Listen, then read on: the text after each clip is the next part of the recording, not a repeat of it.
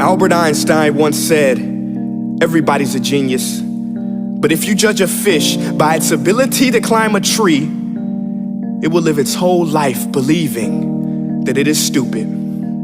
Ladies and gentlemen of the jury, today on trial we have modern day schooling. Glad you could come. Not only does he make fish climb trees, but also makes them climb down and do a 10-mile run. Tell me, school, are you proud of the things you've done?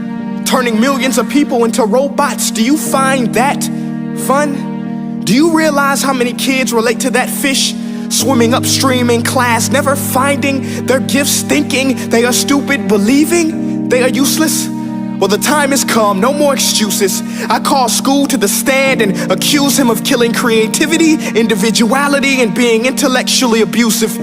He's an ancient institution that has outlived his usage. So, Your Honor, this concludes my opening statement, and if I may present the evidence of my case, I will prove it. Proceed. Exhibit A. Here's a modern day phone. Recognize it? Here's a phone from 150 years ago. Big difference, right? Stay with me. Here's a car from today, and here's a car from 150 years ago. Big difference, right? Well, get this. Here's a classroom of today, and here's a class we used 150 years ago. Now, ain't that a shame? In literally more than a century, nothing has changed. Yet you claim to prepare students for the future?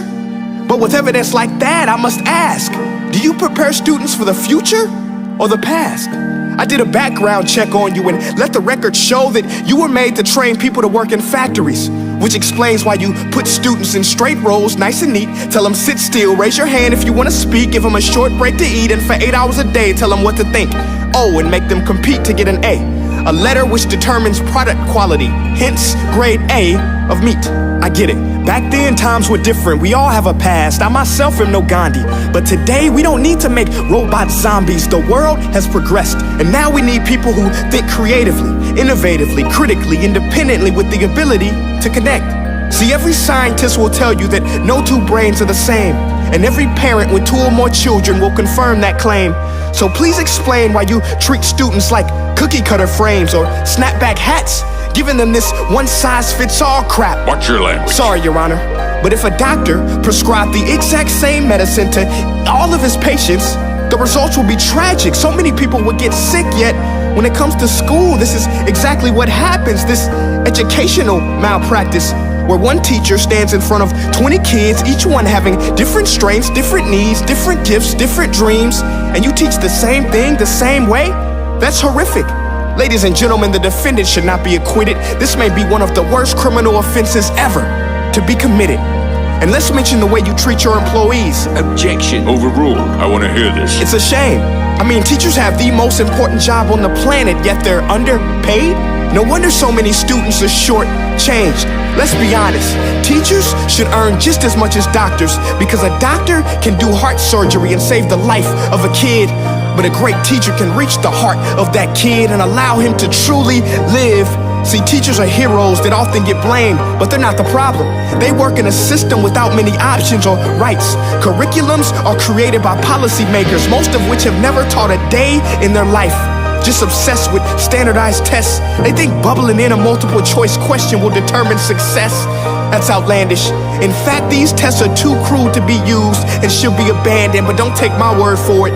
Take Frederick J. Kelly, the man who invented standardized testing, who said, and I quote, "These tests are too crude to be used and should be abandoned." Ladies and gentlemen of the jury, if we continue down this road, the results will be lethal.